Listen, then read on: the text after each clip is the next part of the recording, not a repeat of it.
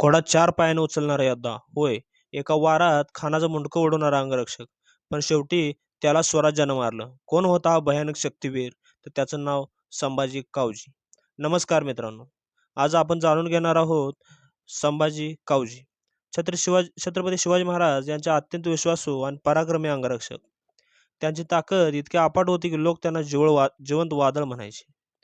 जावळी मोहिमेदरम्यान संभाजी कावजींनी हनुमंतराव मोऱ्याला ठार करून जेरोखोर जिंकले. या पराक्रमामुळे शिवरायांनी त्यांना आपले खास अंगरक्षकाचे स्थान दिलं.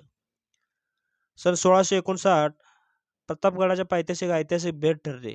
छत्रपती शिवाजी महाराज आणि अफजल खान. शिवरायांना माहीत होतं हा सामना जीवघेणा ठरू शकतो. म्हणूनच त्यांनी निवडला सर्वात ताकदवान अंगरक्षक संभाजी कावजी. भेट सुरू होते आणि अचानक खान दगा करतो. क्षणातच शिवरायांनी वाघनख्याने त्याने पोट फाडतात. जखमी खान बाहेर पळतो. पालखीत बसून पळण्याचा प्रयत्न करतो. तेवढ्यात आदेश घुमतो, संभ्या धाव.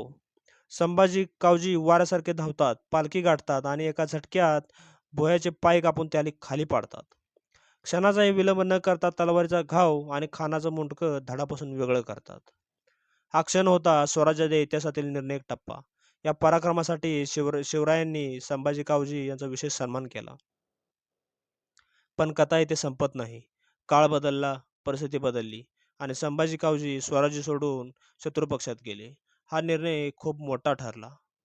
स्वराज्याच्या सुरक्षेसाठी प्रतापराव गुजर यांना मोहिमेवर पाठवण्यात आलं. एका लढाईत संभाजी कावजी मारले गेले. या महान योद्ध्याचा शेवट दुर्दैवी झाला. पण इतिहास विसरत नाही. कारण खानाचा वध हा पराक्रम अमर आहे.